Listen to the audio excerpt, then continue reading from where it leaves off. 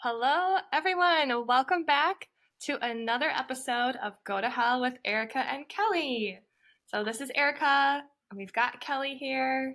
Hi, Kelly. How Hello. are you doing? Everything good I'm with doing you? I'm doing just dandy today. Wonderful. Yeah. Well, today we have, I just am super excited for this episode because we have an amazing person with us today. Riley, how are you? I'm good. Thank you for having me. I'm excited. We are super excited to have you. I want to give a little intro of who you are because I don't even know how to explain because you're not family, but you are. So we have Yeah. we have family friends that have just are super close to us, and you recently joined this family by marrying into it, and Mhm. so you are the daughter-in-law slash sister-in-law of some people that Kelly and I super love.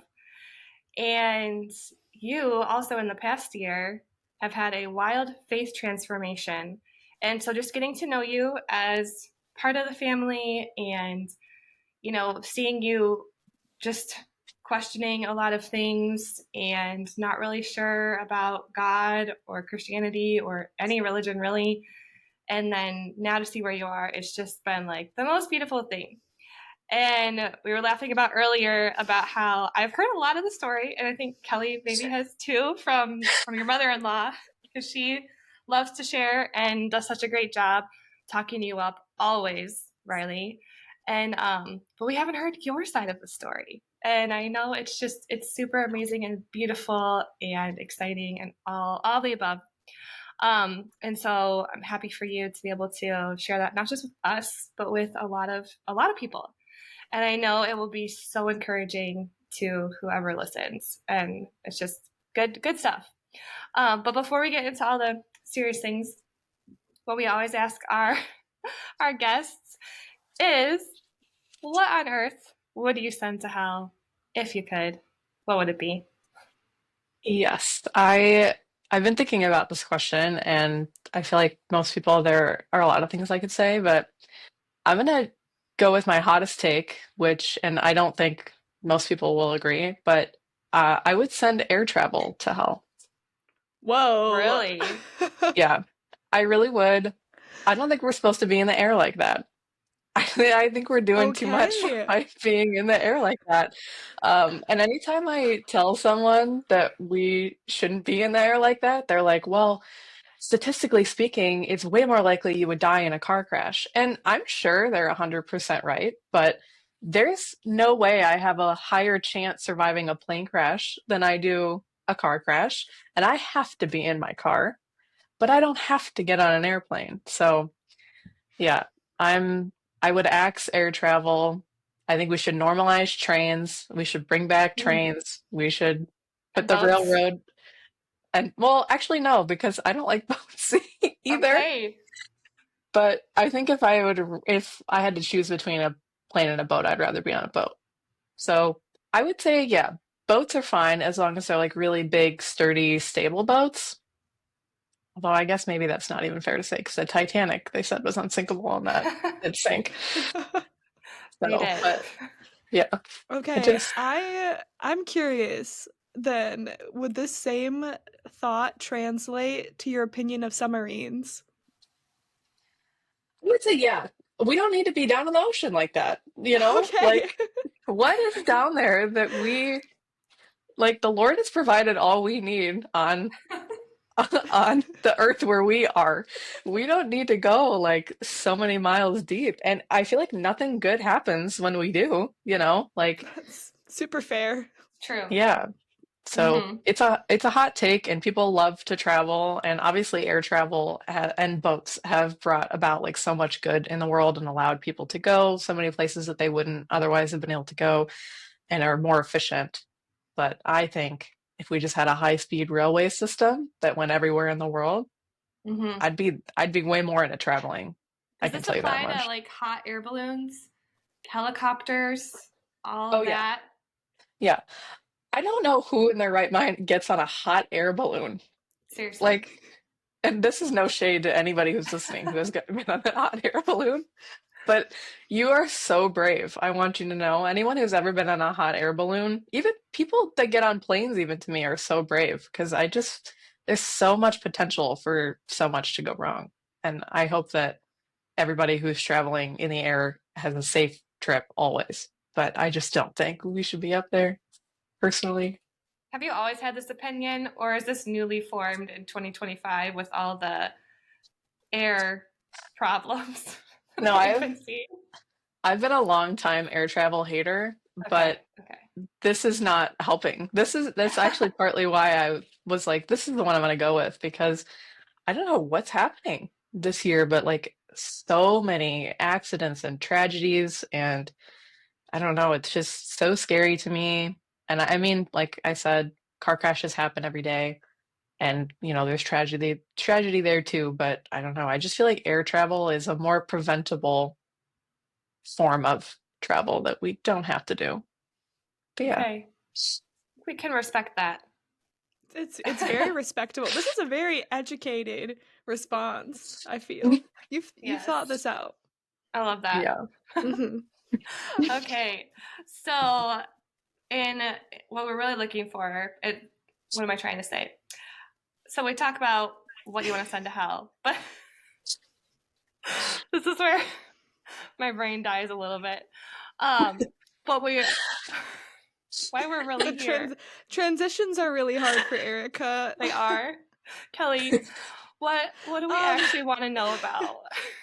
what we really want to know, the purpose of being together today, is to hear Riley share her story of what God sent to hell for her. So, Riley, if you would take it away, the stage is yours. Share your story with us. Yeah. So I'll just give you like a little bit of background on myself and how I grew up. Um, I just a little bit about me first. I'm almost 25, which to me is like so crazy because I when I hit 20, I was like, oh, like I'm only 20 years old. I have the rest of my life ahead of me. And now I'm like almost halfway through my 20s, which is crazy. And it's been a wild ride. I have four cats. I'm a very, very loving cat mom. I have Clove, Crumble, Cashew, and Chickpea. I'm an aspiring poet, and I went to Oakland University and I got a creative writing degree, and my specialization was in poetry. So I've just always been attracted to beautiful writing, and I love that with poetry, you just have like little fragments of different emotions and feelings that you can't quite quantify or express like in a full sentence or, in a book or just in a paragraph. And I think that part of that is kind of what attracted me to the Bible and like the Word of God, which I'll touch on later. But yeah, just a little about me. I also recently got married in October of last year, which also ties into my faith journey pretty significantly. And in terms of my family, it's kind of a mixed bag. So my mom and my dad had my older brother in 97, and I was born in 2000, so he's 3 years older than I am. And they got divorced about 8 months after I was born. And my mom met another gentleman and had a son with him 3 years later. So I'm 3 years older than him, and that's my brother Carson, my half brother Carson. My full brother that I talked about before is Chase. And then my dad remarried, and he had two more kids. So my half sister Georgia, my half brother Jack, and then he got divorced and remarried again. And I have two stepbrothers from that marriage as well, Bryce and Alec. And they all live different places. And all of my extended family is in Canada. So growing up in the house, for me, it was just myself, my mom, and then my half brother Carson, who my mom had with her boyfriend, and then my older brother Chase, who is my full sibling. So that was like our household unit essentially. And then we would have visitation with my dad here and there, but he wasn't like the most active parent. And part of how this ties in is my relationship with my mom's boyfriend at the time. His name was Matt.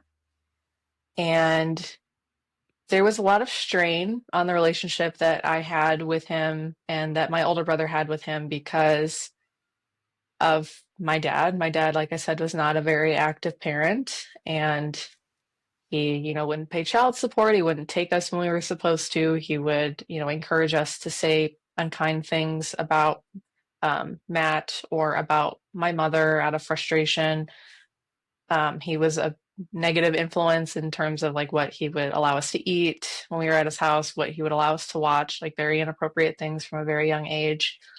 And Matt didn't really want to be a father of, you know, his own child. Like he kind of stayed around out of obligation. And then, obviously he's an active father now and he loves his son. But at the time, like, he was young and he didn't really want to be a dad. And he really didn't want to be a dad of kids that weren't his.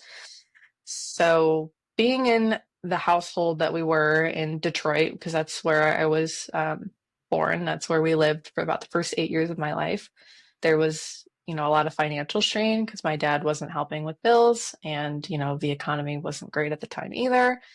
And he just didn't really want to have to step in and help with my older brother and me. And he had his own son that he wanted to focus on. So because of this, our relationship really was non-existent, and what was there was like extremely negative.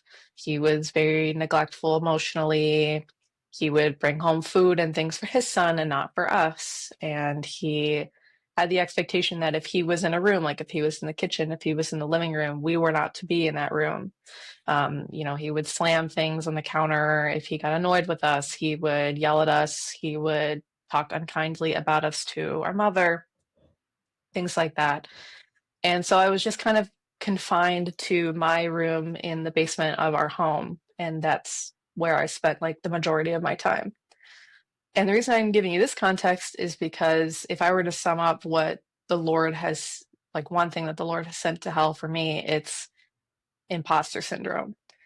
And the first inkling of that was in when I was a kid, and I kind of felt like an imposter in my own home, like an imposter in my own family. Because it wasn't like when I was at home and, I didn't feel welcome and I didn't feel comfortable and I didn't feel an opportunity to express myself and feel loved that, I could just go see my dad and experience that. But I didn't really have that outlet either because he had really unstable marriages and he also just didn't really have a place for us to be and didn't really have the resources to have like a really strong emotional connection with us. So that's kind of where that phenomenon started. And yeah, it was just like a hard thing to experience, especially because that whole dynamic really strained my relationship with my mom as well. And so I didn't really have another like woman in the picture to, you know, express with or express myself with and to learn from and interact with or to share my frustrations with. It was kind of like, well, your dad's not around and I need to pay the bills and we can't do it without him. There's no way he can be out of the picture. And also, I understand your dad's not around, but I want Carson to have his dad in the picture. Like my mom essentially didn't want to have the impact on my younger brother, my half brother, the negative impact of not having like a really active father in our lives. So yeah, that was just kind of my initial experience really up until I was 18. And yeah, that was kind of what established that like, oh, I don't really feel welcome. I don't feel like I'm supposed to be here. I don't feel loved, welcome, etc. And that was just kind of exacerbated in my greater environment as a child. We had moved from Detroit to Rochester Hills, which is a much more affluent area, but it didn't necessarily mean that we were financially well off. Like we had a lot of struggle. And so the people that I was hanging out with in my neighborhood and in my school, they also had two parents in the home and they were just a bit more, at least on the surface, seemed well adjusted. And they were a bit more well off financially. And they were just kind of into things that I wasn't. They had things that I didn't. They were more petite and more feminine and more girly. And I think because I was kind of struggling with my identity, I didn't really have that femininity. I didn't resonate with it. It wasn't in an environment where that was like, really allowed or encouraged. Like I said, because of my strained relationship with my mother, it wasn't like, we were doing each other's makeup and like going out shopping. Like that just kind of wasn't the dynamic. So in that sense, I also felt like a bit of an imposter. Like, these people I care about and I enjoy being around them, but there was just always that degree of separation. Um, and that just kind of was the continued theme. So then, and I was with these individuals through middle school. And then when I got to high school, I started to spend like most of my time alone. And by alone, I mean, I was already alone at home and I was kind of alone like in my friend group, but at this point it was like I was truly alone. Like I was not really interacting with many people on a daily basis. I would go to work. I was working at a sub shop. That was my first job. And so I would interact with people there, but these people were significantly older than me, and there wasn't a lot of like, shared life experience, or really I would even say positive interaction, because they're just these individuals, um, just we didn't really have a lot in common. Because you were how old? Like 15 at the time? I was 16 when I started Okay. at the like first location, because I worked at two. I was a Firehouse Subs, just Nice. to get it out there. But so I worked at one location that was like in Sterling Heights, and then when I was 17, I transferred to another one. And what I'm talking about right now in terms of like the interactions we were having weren't necessarily positive is in relation to when I switched locations. I mean, I still had fun times. I still had friends, at Mm-hmm. work, but that I think overall it just probably wasn't the most positive place for me to be, especially because I was struggling with my identity and I wanted so much like to belong somewhere. It was kind of getting to the point where I would skip school and I would go to work and I would hang out there just because it felt like these were the people that, listened to me, or, I could laugh with or joke with, like to not think about my issues. And that just wasn't really necessarily a positive thing in the long run. Like that's not what I needed, at the time. So that became kind of like your escape Yeah. during that So that, time? yeah, that was my escape, or one way that I escaped. And if I wasn't there, then I was just driving out anywhere. Like I would go visit my old house in Detroit, or I would go to places I had been before where I had had a positive memory, or I would just drive somewhere I'd never been. Like just kind of seeking some semblance of familiarity or comfort or whatever, just because I didn't feel like I had that place at home. I didn't feel like I had that place at school.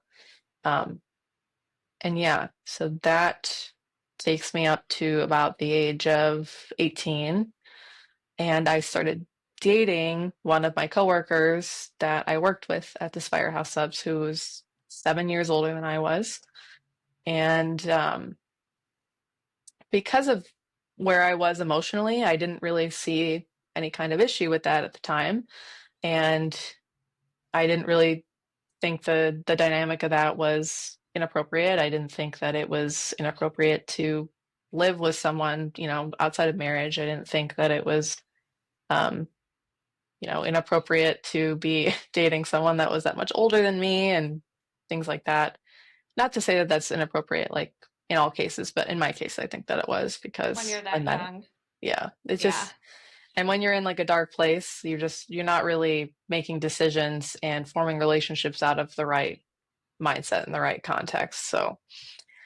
Um, so yeah, I essentially I was with this person for about 4 years, and during that time, I had developed like a really significant depression, and I was experiencing a lot of anxiety as well, just because again, I feel like I had no sense of identity or who I was, and I was just trying to tie it to something. So in this case, at this time, it was my relationship, and I wanted so badly, like, to get out of my home environment, and this was kind of the way for me to do that. So I saved up as much money as I could, and I worked while I was going to college. And like at one point, I was working.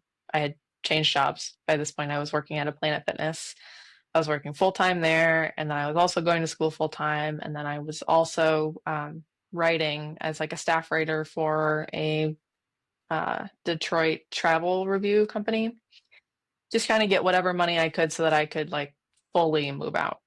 And by the grace of God, I did. When I was 21, I was able to buy a house.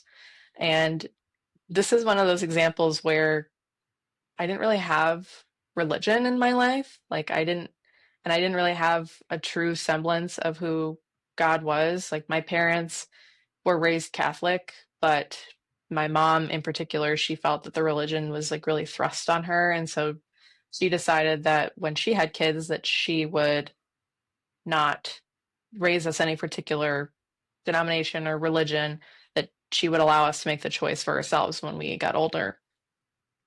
And so I had no real like influence of, who God, or influence of Christianity. I had really no idea who God was. My only idea of Christianity was in like a societal context, like people who referenced it or what I saw on TV or, what people said, like colloquially, things like that.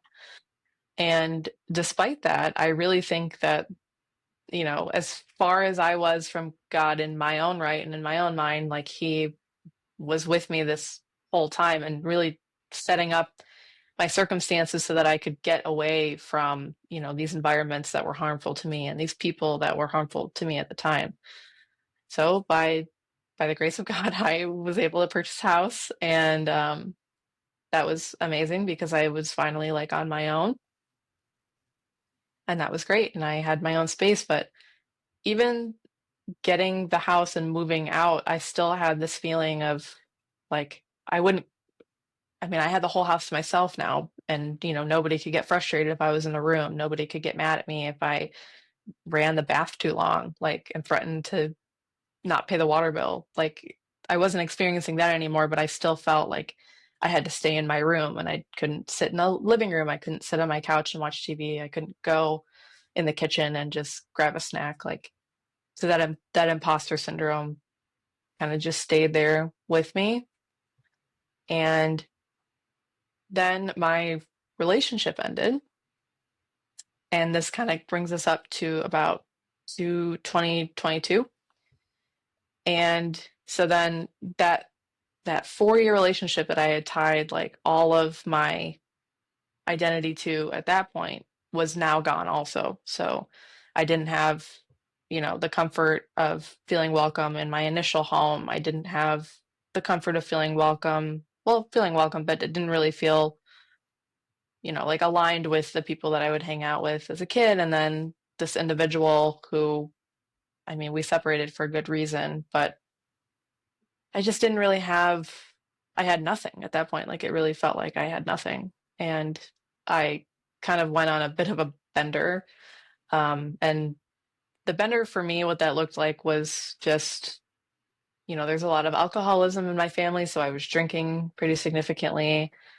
I would leave my house at 10 a.m. And if I had work at like 3 p.m. that night, I would just go drive aimlessly for hours because I didn't want to be in the house. I didn't know what to do. I didn't know what to think. I stopped eating. I was eating like maybe 500 calories a day, and I was losing like a significant amount of weight. And I'm going to preface this with just kind of a trigger warning, just because it's kind of a sensitive topic for some people. But then I started engaging in self-harm behavior, and that was something that I had also struggled with when I was in high school. And I kind of re-picked up that habit. And for me, in doing that, it was like that was some kind of comfort for me. Like the only thing I could put my identity and comfort into was like my depression and my declining state. Like there was almost a comfort in identifying as like, oh yeah, like I'm depressed and I'm struggling, and like I don't know, it sounds weird to say, but like you just kind of get so you identify yourself so much with your own struggle and your own pain, and I feel like I just went still full into that. So I was just I was drinking, not eating, I was self-harming, and I was so lonely. Like when my relationship ended, most of the furniture that was in my house like went with him. So I would come home from work and sit in in an empty living room on the floor, like just miserable. And I had such a jaded view of the world. And I was stuck in this victim mindset, like, everything is terrible. There's a little bit of joy in the world sometimes, but even so, it's overshadowed by so much pain and struggle. And like I was just miserable. I wanted to die. Like I didn't know what else to feel. I didn't know what else to think. And even in those lowest moments, like I didn't think to reach out to the Lord because I had just never had that thought. I never had those roots. I had never thought like, oh, well, if things get really bad, like then I can turn back. Because I was never in the faith to begin with. But everything changed when I met my husband, uh, or my now husband. He wasn't my husband at the time, but at around the end of 2022, in November, I met Patrick, my now husband, on a dating app, which I feel like is how everybody meets these days. Mm-hmm. It's like so, I wish I had like a cooler story in that sense, but I'm just happy that I have him. The So rest if of it had it's to be, cool. oh, well, thank you. But if it had to be from a dating app, then, so be it. And to be honest, it was the only way I think he and I would have ever met because, well, Erica, you know him, but he's definitely more introverted. And at the time that we met, he had really also reserved himself, and he, just wasn't interacting with many people on a daily basis. And funny enough, we had a, while we were similar in that way, we were completely different in like our upbringing. Like my husband came from a very Christian household and a full Christian family. And so while he was having like his own struggles with his faith, he had an appreciation for it that I never had and could have never had. And so because of that, we would have like a lot of long, long, long, long conversations about Christianity and about God and who God is and who God isn't. And, you know, I would bring up my concerns. And because of everything I had experienced and my, like I said, jaded view of the world, I was like, oh no, it's too good to be true. And even if it is true, like, how can God be good if there's this much suffering in the world? Like, you know, everything I had experienced was painful and difficult, but my struggle was the tip of the iceberg. There are so many people in the world that, they don't even know where their next meal is coming from. They're in the midst of wars. Like, there's just no way, you know, there's no way it's true. People tell themselves this to feel better. That has to be it. And he would say, like, you know, he would, having his own concerns and questions at the time, would say, like, but think about people are so happy despite that when they have the Lord, like, and they go to the Lord with all their troubles and they're able to persevere through them. Like, there has to be something to it. There has to be some merit to it. It's brought so much charity and, good works throughout the world. Like, you can't discount it to the extent that you are. And so that kind of helped me open my mind a little bit. And then being around his family, which I met probably about like 8 months after we started dating, they kind of exposed me to a world that, again, I had not otherwise known. I would go to church with them occasionally, and when I would go, it was like they were talking directly to me. And I feel like maybe that's cliche to say, but I think just because a lot of people have experienced that, but I don't know. I would go to these services and the pastors would say, like, Jesus is waiting for you and he's chasing after you and he loves you more than you could ever know, and he will make up for all the pain that you've experienced, all the years you've lost, etc. And there were times where I was more open to that and times where I was like, again, like, there's no way. But then between like that October of 2022 and through June of 2024, the Lord was after me like you wouldn't believe. Like, it's crazy to look back on now because I met my husband and we would have these conversations, and that was kind of the start of it. And then I would go to church services with his family, and then I would have conversations with my mother-in-law, specifically. Like, we had a lot of in-depth conversation. And then she told me about these homeschool groups that were looking for a teacher potentially, and I was looking for work at the time. So I was like, oh, well, I'm an English major. Like, I like to write. I can probably teach fourth graders about, writing and English and grammar or whatever. Like, but it was a Christian, both of these companies that I worked for were Christian groups. So in my mind, I was like, like I wasn't an atheist, but I was definitely more like agnostic. Like, I didn't know what the truth was. I didn't know what the answer was. I knew there was potential for there to be something, but I was not sold out for Christianity. And yet here I was, like, teaching these kids in like a Christian environment. And I was telling Erica the other day, actually, like, the kids, I would have conversations with them, and they had a policy where you weren't supposed to talk about like a specific Christian thing just in case somebody else in the class like wasn't, of that religion or of that faith. And I would have to tell them occasionally, like, talk about it after class or talk about it after school. And they'd say, well, everybody in here is Christian, aren't you? And then all their little heads would like turn to look at me, like, and I was like, oh, guys, like, that's not appropriate to talk about with Miss Riley. Like, I'm not going to discuss all that with you right now. But uh, so there was that. And then that Christmas, my mother-in-law was telling me about, and at the time I didn't really have the context, but she was like, there's a story in the Bible where this individual puts out like a fleece blanket. And by putting out the fleece blanket, he's asking God, like, okay, put all of the dew, with all the dew on the grass, like, let there not be a drop of dew on this blanket, like overnight or whatever. And then he wakes up and the blanket's like completely dry. And then he's like, well, okay, now this time, because I have so little faith still, like, make the fleece blanket wet with dew, but the grass be dry. Or maybe it's reversed. I'm not 100% sure. But she was like, so maybe you should just, ask the Lord, like, what do you have to lose? And I was like, well, what do I have to lose? So I asked God directly. I was like, all right, God, like, if this is for real, show me a fleece blanket. And that Christmas, his aunt got me a fleece blanket for Christmas. And we're driving home from being with his family that night, and my husband had also gotten me a blanket, or like a Pikachu blanket, for Christmas, because one of our cats looks like Pikachu. And I was telling him about, like, oh, well, I asked the Lord for a fleece blanket, and he gave me one.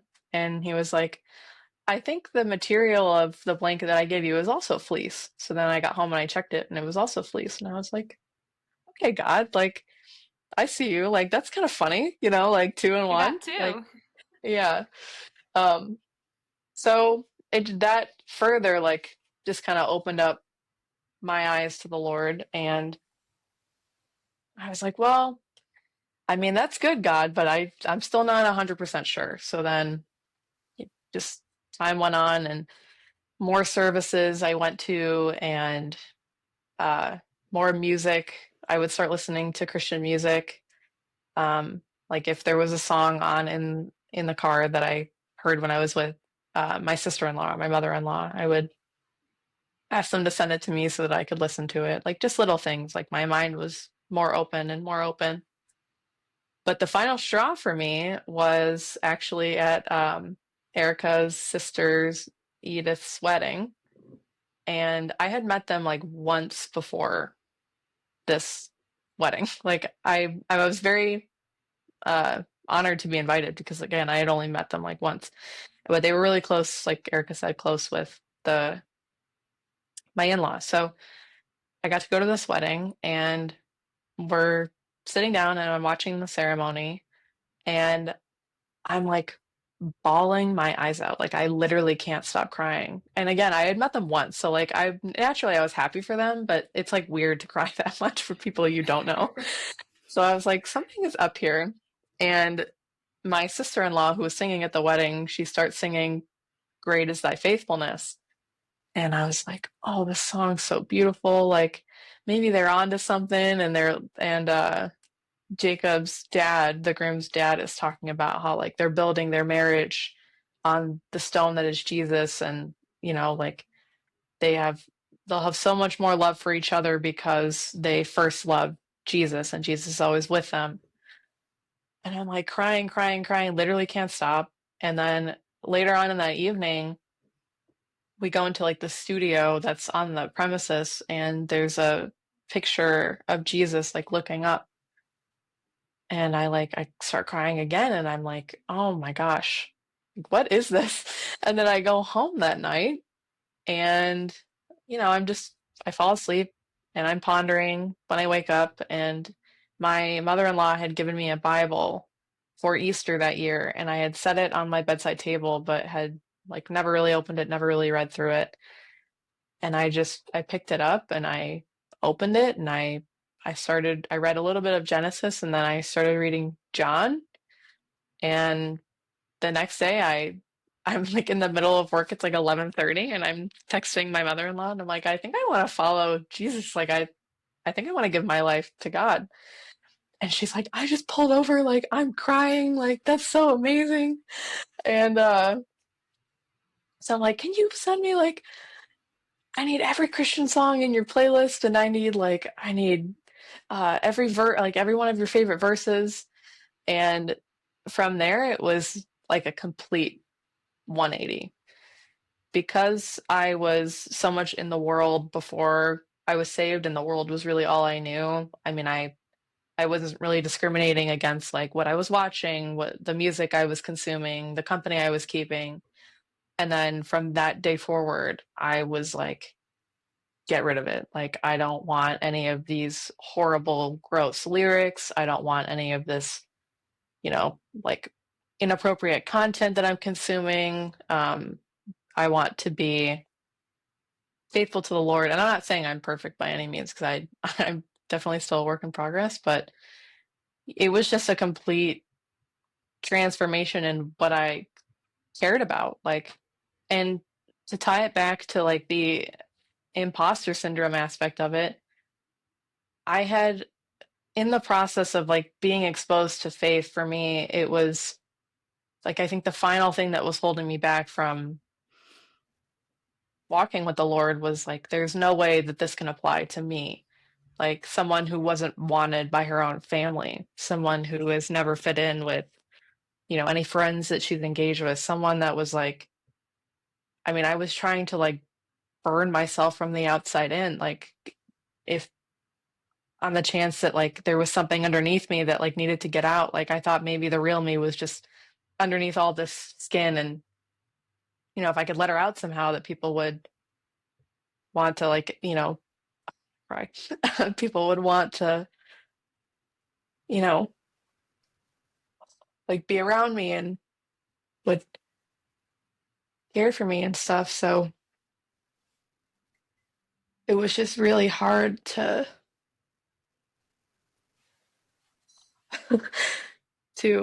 accept that like all that love and all that forgiveness and all that mercy and all that grace, not only was it for me, but it was with me all along, like with as little exposure as I had and as little understanding as I had, I was never really that far away. And that was just, oh, it was just so freeing, like to feel loved like that, and to feel like I was, no matter what experience I have in the world, or what frustration I have with myself, or no matter how othered I feel in a group, like I'm never truly alone. So, I'm not an imposter, and I never was. So yeah, It's kind of my story. I think that's so beautiful, and such an interesting way to put it too. Like I don't know if I would have ever thought about like the whole idea of being an imposter and then realizing like through Jesus, like no, he created you perfectly. Like Yeah. you, like you're just you. There's no other shoe that's going to drop or like something else you need to do. Authenticity is like such a buzzword, you know what I mean? And like I think people really strive for that, but when you know the Lord, like yeah, we all want to be authentic, but you realize like no, God made me the way I am, and that's it. Yeah. And like when your identity is really rooted in Christ, and the more that you know the Lord, the more you understand yourself. You don't have to dig deep like inside of yourself. You can just like look to him and find your identity. And I think that's such a cool way to put it. It's like it really got rid of that imposter syndrome for you. Yeah. It was it was down to like even when I would look at myself in the mirror, like I mean, kind of like I said before, like when I was younger, I looked a little bit different than like the people that I was around. They were a bit more like, like they were just a bit more feminine and they were a bit more petite and they wore makeup and like wore cute clothes and so they got more attention from men than I did. And because of that, I was like, oh, there must be something wrong with me. Like I must have an unflattering feature. I must be ugly. And I kind of carried that throughout my life. And I thought that like, my interactions with people would not be on the basis of like they think I'm pretty or beautiful. It would just be like, for what um, whatever I could offer them. Like, and when I looked at myself after being saved, I was like, and not in like a prideful way, it was like, wow, like God created the world and he decided that there's no way the world could not have me in it. Like, and he chose me and created me in his image. And if God is, perfect and all knowing and all wise and all loving, then there's no way I could have been made in any kind of error, that I could have been made like with any kind of flaw.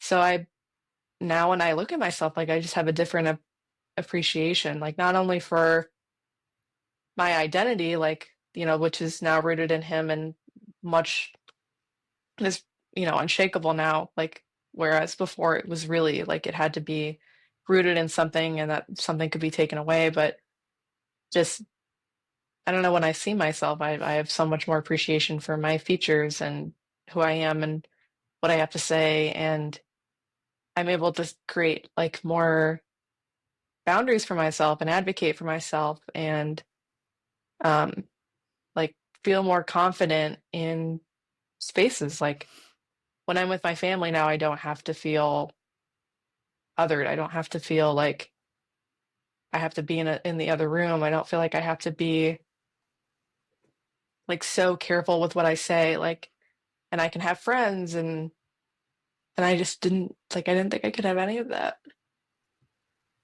like for so long. But yeah, he's an artist and it's so nice to feel like I'm part of that painting now. But yeah, sorry, it's embarrassing. You are good. You are so good. Okay, I have like two different questions. I don't know which Hmm. one to go with first, but here we go.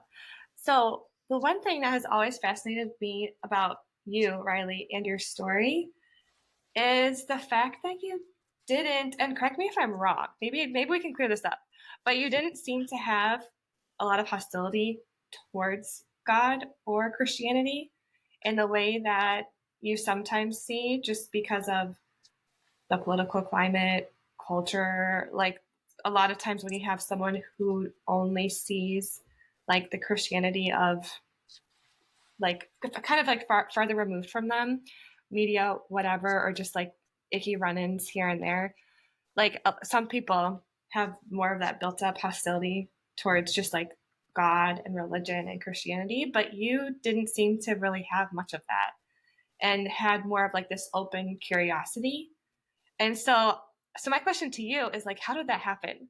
Like, is that just your demeanor where you just kind of have more of like this openness about you and a curiosity about people and experiences and religions? Or did you just have nothing negative about Christianity? Or maybe you did, but you just didn't associate it with what you were experiencing? Does that make sense? Yeah. Okay. So I would say that I was never like dead set in the sense of um like Christianity is horrible. It was more so like I had my questions and concerns and like I had a curiosity, but I think that most of my questions and my concerns, or I mean, even my critiques, like they were never, there was no animosity. And I think it's just because of as many negative experiences as people have had with Christians or Christianity or, you know, certain politicians, like uh, expression of Christianity or whatever. I, because I had more of like an agnostic point of view, I was never going to completely discount one or the other. Like I was never going to definitively say that this is 100% wrong.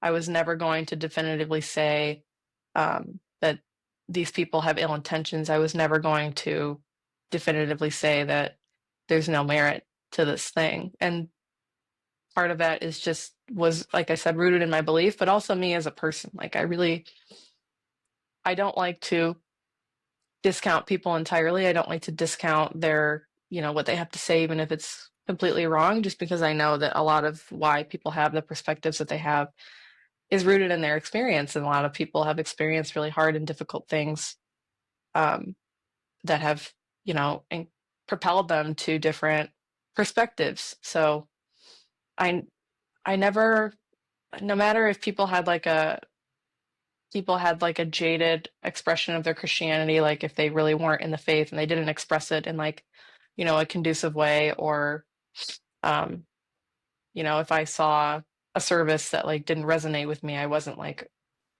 you know, there's no way that there's nothing to this. It was just kind of like, I just don't know what there is to it yet. And so I was just more curious and open. And I was like that with all things. You know, I wanted to learn about like other religions too at a time. Like if anybody had perspective on you know, their faith, I would listen. But the only one that when I really dove into it and really kind of removed my ignorance was Christianity. Like that to me was the truth. That to me made the most sense. And it just, I think that people are ignorant to discount something entirely, even if um, you know they have a negative experience. It's easy to do, but it's you can't maintain that level of ignorance of something. Like I I knew that if I had an issue with something with Christianity, it was likely due to just the fact I didn't know enough about it. Like I hadn't done enough research, I hadn't done enough reading, I hadn't done enough listening, and I try to just maintain that like with all things. Like I just hadn't if I don't if I don't listen appropriately and I don't give something the time and energy, then I have no right to criticize it to that extent. That's not to say that I've never said, you know, I've never had a critique, because I have, but like I said earlier, you know, to me it seemed like it could be too good to be true, but I was never so closed off that it was impossible for me to listen and to hear and to witness. So that would, and I encourage anybody that has questions about Christianity or struggling with Christianity, that like those questions are so welcome.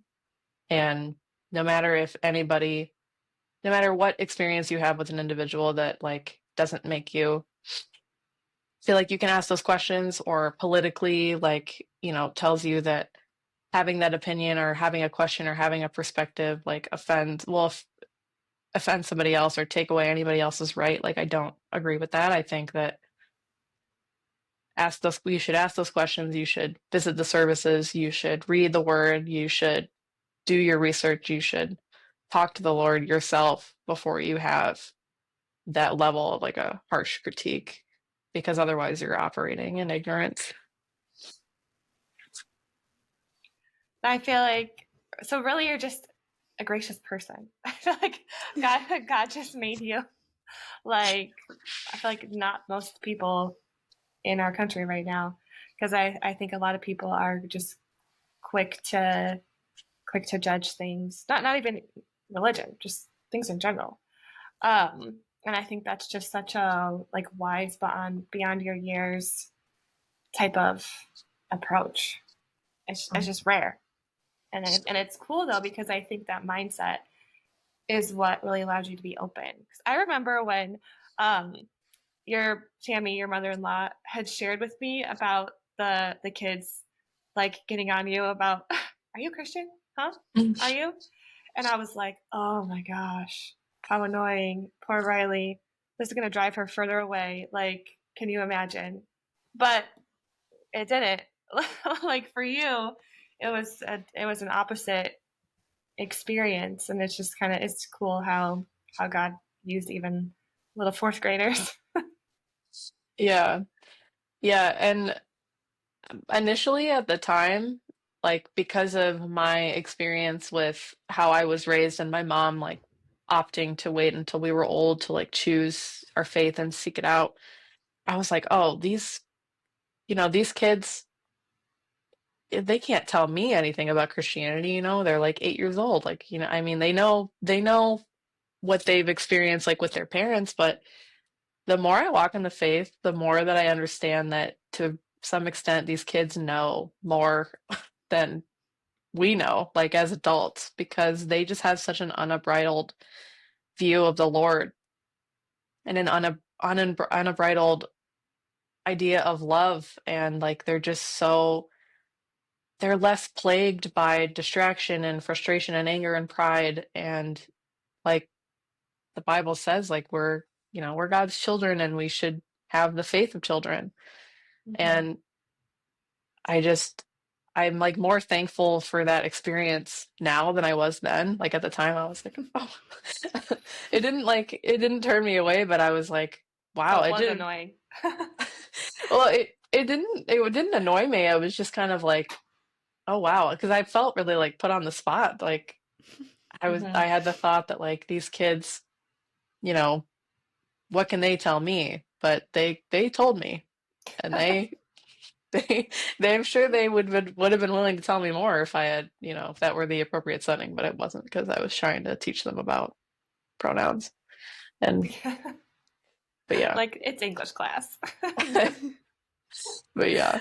Um but yeah. So I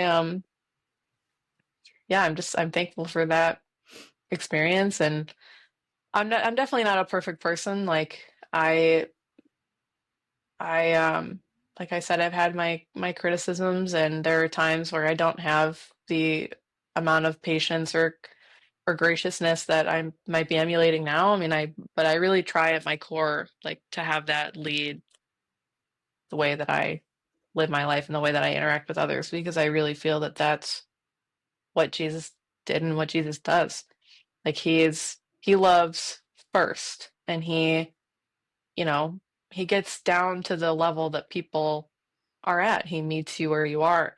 So I just always want to be someone who meets people where they are, and know that um like I hate assigning someone's opinion like to their worth as a human being. Like if you think this one thing, I don't think that makes you who you are. I think that that's just based off of your experience, and some of that experience I'm sure has been positive and some of it has been negative. And I never want to lose the love and appreciation I have for people so much that I'm willing to like ridicule them like over a point like that, like people that I don't agree with. Um, because it just never helps. Like like speaking politically, like specifically, like the really charged language and the like the pointing fingers and the like um just the accusing people of being out to get you or offend you. Like I just think that's so harmful, and we're never going to have like an open and honest conversation about issues or about faith if that's the perspective and the way we're going about it. So I Mm-hmm. just really hope that we get away from that as a nation and as people, like on an individual level, even outside of Mm-hmm. politics. Like there's just no need for that. That's not what Jesus would want. He wouldn't want that kind of name calling and anger and frustration. Like he's so loving and he's so gentle, and that's just that's what we need to have. We need to have less direct harmful uh criticism and just more open.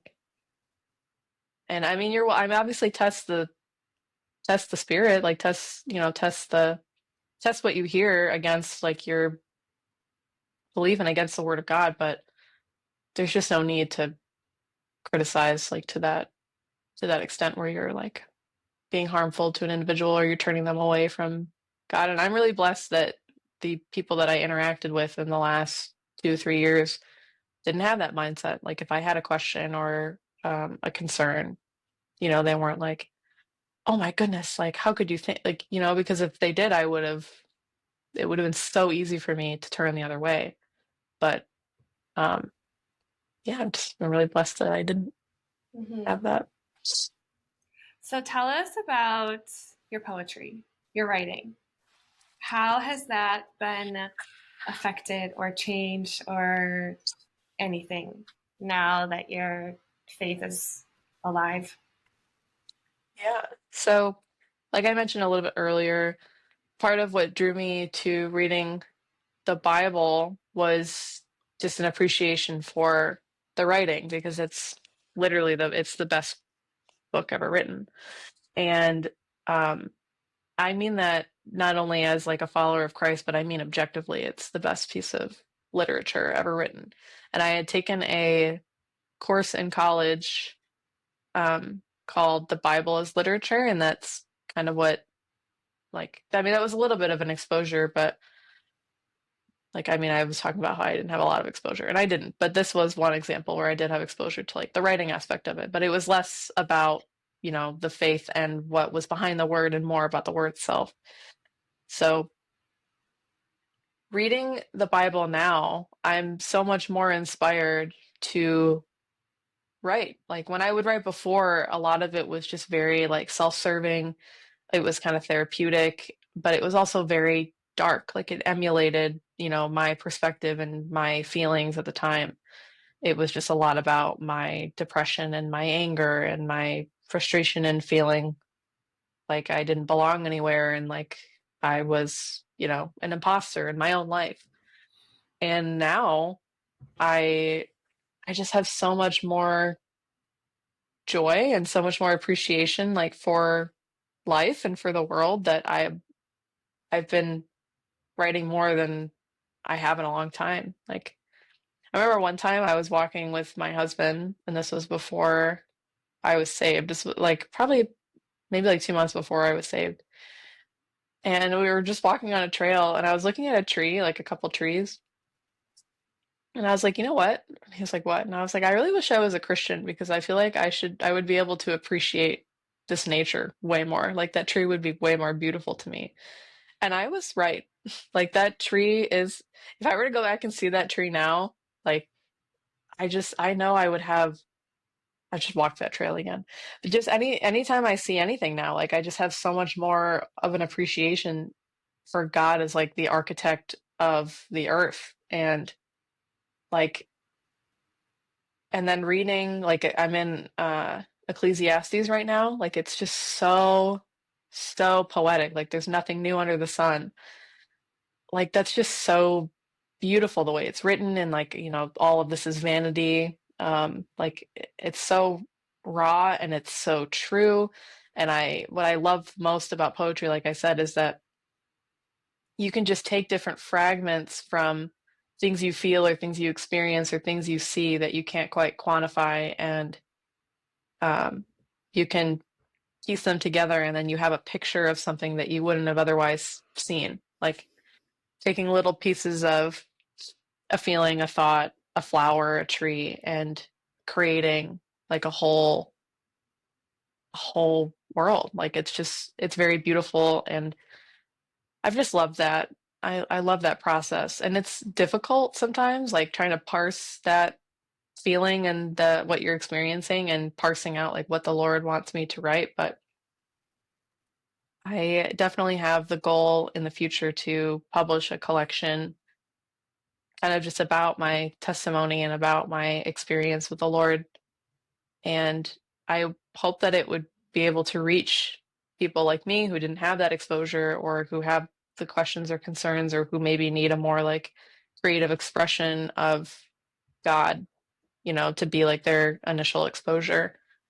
Um, so yeah, I don't know when it'll be published, but one of these days in the next year or so. But just to answer your question in summation, I feel way more motivated to write, and my writing has just a whole new breadth of love and tenderness and care and detail that I don't think it otherwise would have had.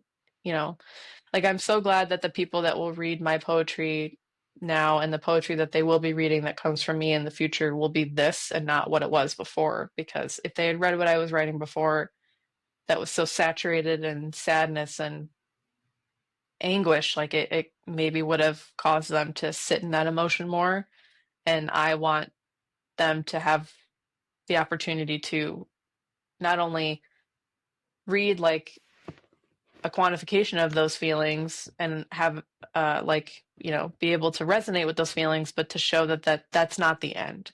Like you get to move past that with God brings you out of that, and you're able to appreciate things on a level that you would have never been able to before. Yeah. Kelly's a writer too. Like we've Are got two you? two incredible writers on this call. Not Kelly, me. Yeah. what do you like to write? I do have a few pieces of poetry published, but they're not, I'm sure, nowhere near what you have been able to create because I didn't go to school for that. So I'm super amateur, but I appreciate for the same reasons you do, like just being able to kind of arrange thoughts about what the Lord has done and just I agree. I think Ecclesiastes is fantastic. One of my Hmm. favorites. So I have a question. Oh, my AirPod fell out. I have a question about you said that when you met your now husband, he was also kind of on a faith journey, but like way closer to the source of like his Christian upbringing, but still questioning things. And then you were obviously like way on the other side of the spectrum. But how did he react when you decided to give your life to the Lord? And how did that influence your relationship and then now being married? Like, I just really want to hear about that. Yeah. So like like I said, and like you just summed up just now, he was kind of struggling with like his own faith. I think he had had some negative experiences in his life, and like both in the faith and outside of the faith, that had just got him questioning, like, is all this true? And had him questioning the aspect of like the relationship aspect of God. And so when I was saved, for me, it was the relationship first, and kind of like the the morals and the principles of like how we should operate on a daily basis, and why it's creates a better life second. And for Patrick, it was he still had that appreciation for like the moral of the Bible, like this is how you lead a good life, this is how we create a good society, but he was kind of missing that relationship aspect of it. And I think that there is a lot of redemption in our marriage story because in me coming to the Lord and having more of a fortified understanding in the relationship, I've been able to kind of help him like work more on his relationship with the Lord. And so now we're definitely living in a different way. Like before when we were dating, um, like I said, I wasn't in the faith, so we would, he would come over and spend the night and which is, obviously not something you should do, but um so we were doing that, but once I was saved, we agreed that we would get married so that way when we were living together, it was, not in sin. And I just had a deeper understanding of what it means to court someone and to be married to someone, like to be, um, you know, going, like to be, what am I trying to say? To, what it meant to be with someone. Like we were engaged when I was saved, but I had so much more of a deep understanding of what it meant to be like married to an individual and what it means to commit to an individual and to do right by them. And so by making the changes that we did, we were like we were committing to each other in a way that we had never done before and that we could have never done in the way that we were operating before.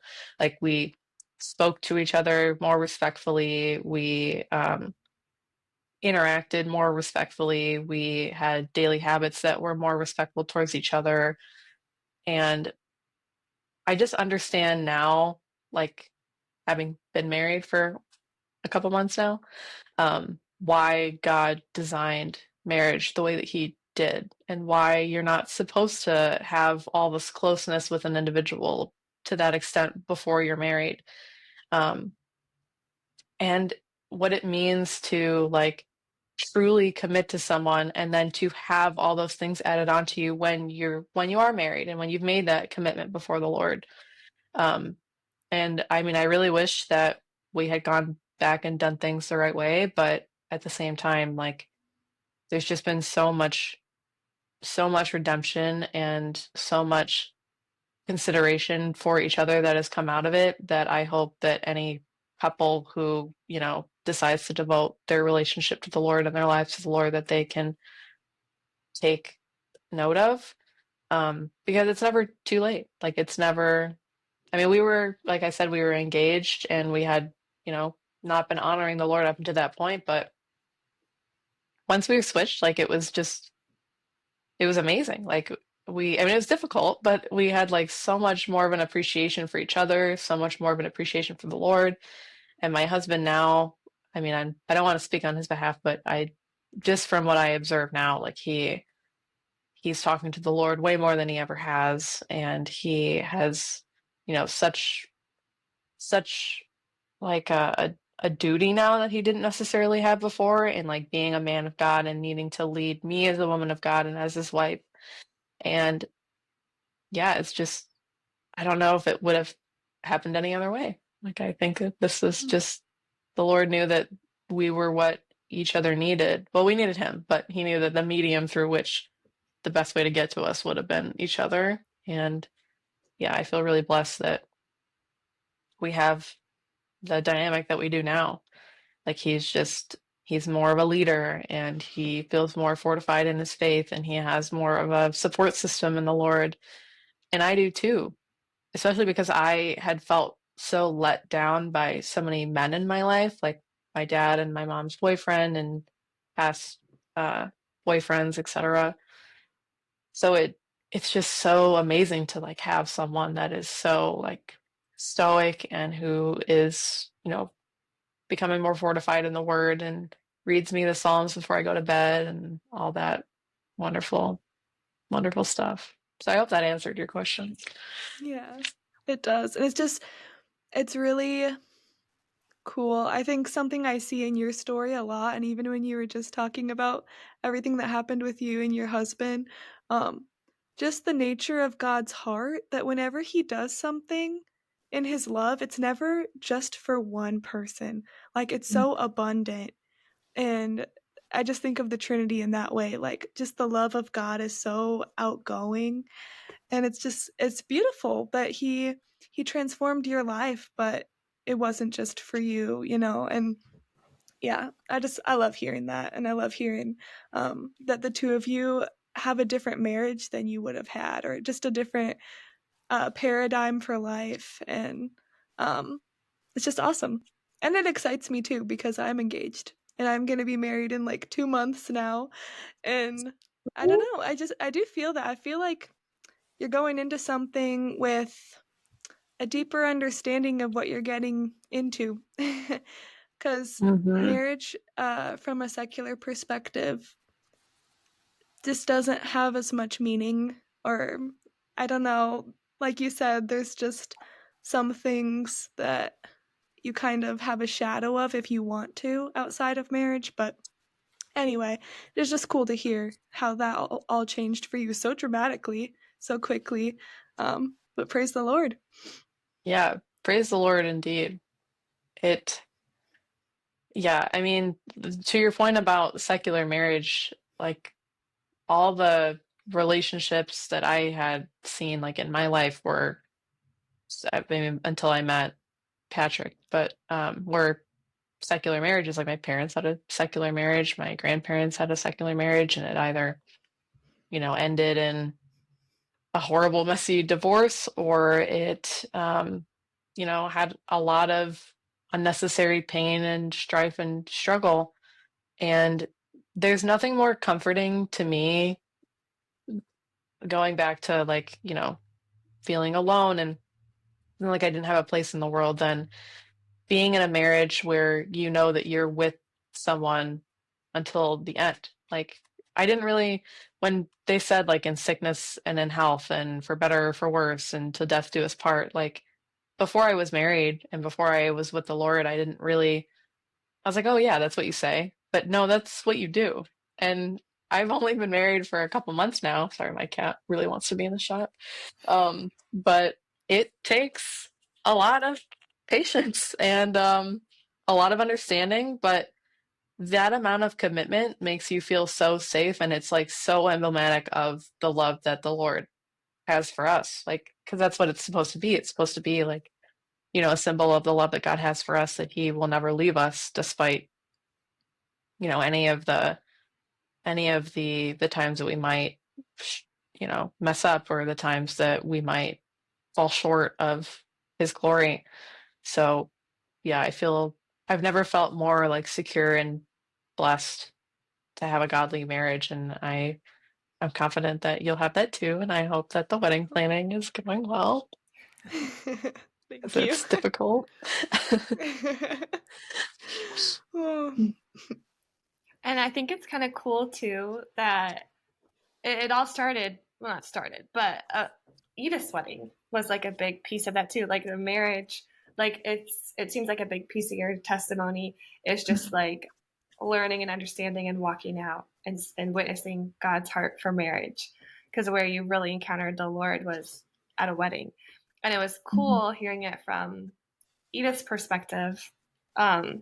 My sister, I don't know if you mentioned that, her at her wedding where we were, um, because her and her husband had really prayed intentionally into wanting their wedding to just be a complete reflection of the Lord and just God's goodness and His overflowing love, and just wanted everyone there to see that more than anything.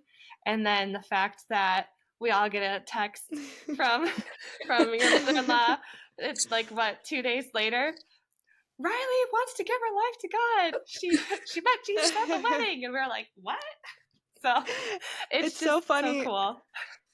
because I mean I was there too, obviously because my cousins, but um it's funny because I even remember a couple days after the wedding hearing some kind of announcement from Erica's mom, like in the family chat, like, praise the Lord, someone got saved at Edith's wedding. And I was like, oh, this is awesome. But I had no clue who it was. And it's just funny how like everyone was like freaking out, so excited. And I mean, for good reason. This is a beautiful thing. And I don't know. Yeah. It's Yeah, just it's cool. it's And a I can full only, circle moment. Oh, yeah, sorry, go and ahead. no, you're good. And I can only imagine, like, because it seems to be a theme for you, Riley, like how much more God has planned for you and Patrick just to Mhm. walk out the testimony of like what a godly marriage is and being able to Mm. show that to other people and like leading other people into that too. Like, I like I would bet money that in a few years you'll probably have a lot of testimonies of even, walking through things with other couples, who maybe don't quite understand God's picture for marriage, and you'll be able to share your own story and encourage other people along the way. And I think that's going to be, I mean, who knows? Who knows? But I think that could be a really cool part of your marriage and your testimony moving forward too. So Yeah, we'll see. I really hope so. And I mean, we're having like our actual wedding party in June of this year. So, I mean, if and I know that he will in whatever fashion that he decides, but if I could create an environment where, the people that are coming to my wedding that might be struggling, like you said, with that thought or might not understand, like, God's design for men and women and for marriage, that our wedding could be an eye opener for them, or at least get them to, ask the right question, or to, you know, to feel like the joy and the love that the Lord has bestowed onto us, because yeah, it's like nothing else. And it was funny. I mean, it's funny that it was a wedding for a lot of reasons, but I think that when I was growing up, because I didn't have that like familial love as like prevalent in my life, it kind of seemed to me like my way out and my way to, feeling secure and comforted and having a future was through a relationship. Like, I was like, oh, well, if it's not familial love for me, then it's going to be romantic love. And I would just kind of idolize, like, the where the in the movies where the guy gets the girl and he takes and he saves her, or he like falls in love with her, like despite her feeling down about herself or whatever. I was like, oh, like I just want that. Like that's what I need. That's what'll save me. Mhm. But what saved me was like a love even greater than that. It's just cool that the method in which it reached me all started with that. Like it all started with a boy and a girl who, went on a date, and yeah. And definitely if Patrick and I can do it, anybody can do it, because definitely we were definitely like, it feels like so long ago, but it really wasn't that long ago. It was like a little over 2-ish years ago. But yeah, it was like our first date was so funny. Like he he hadn't, sorry, my cat like so wants to be in the shot. He hadn't gone on a date like in years, and he was so like nervous to come see me that he like he pulls up to my house, and I guess there was a girl that was like in the car parked on the street in front of my house, and she like sped off as soon as he pulled in, so he thought he was being sped up. He was like, "Oh no, like something horrible is about to happen." Um, so he like he drove to the nearest 7-Eleven and called me and was like, I need you to come out and I need to see that it's like actually you." Like, because I don't want to get mugged or whatever. Oh And no. my mother-in-law had texted him before he was going, like, "Oh, I hope she's not an axe murderer," So in his mind, he was like, "Oh no." She is. Um, yeah. But Oh my gosh. so it was just a Yeah. funny, and then yeah, I mean, we were just two lonely people that had so many questions and so much love to give, and the Lord brought us together, and it's I'll always be grateful for that. So I love Yeah. my husband. That's really beautiful. That's it. Yeah, it's just beautiful. I love to hear that. And I think it's a good place to wrap up. That was such an amazing, beautiful story, Riley. Thank you for just your courage and your bravery to share and just be so vulnerable and so poetic in the way that you shared. And I know it will encourage a lot of people. Um, yeah. Kelly, did you have anything else that you wanted to add? No, I'm really grateful that you entrusted your story to us and to our listeners. And I know, just as like I said earlier, when the Lord does something, it's for so many people. And I'm just excited to kind of get a like be a part of just this outpouring of your testimony in your life, because there's truly going to be so many people who are blessed by you. And I just can tell you have such a soft heart to be used by the Lord, and that's just going to be a beautiful thing. And so thank you for letting us be a part of that. And for our listeners, that they get to be a part of just the beauty and the abundant love of God through your story. We really like, it's just such an honor. Mm-hmm. Oh, Yeah. thank you. The honor's all mine. When I was asked, I was like, oh, there's nothing that interesting in my story, like especially compared to like the guests that you've had. I'm like, oh my gosh, like people are gonna be so bored by like what I have to say. But yeah, I feel really blessed to be able to share this and to be able to share it like so early on in my faith journey. Like I said, I've only been walking with the Lord for like a little under a year now, so it's just I feel really blessed that I have opportunity to share, through this kind of medium so early on. And thank you guys for listening and letting me cry and vent about airplanes. Anytime. All right. Well, thank you to our listeners also for joining us and for just supporting us. And we will catch you next time.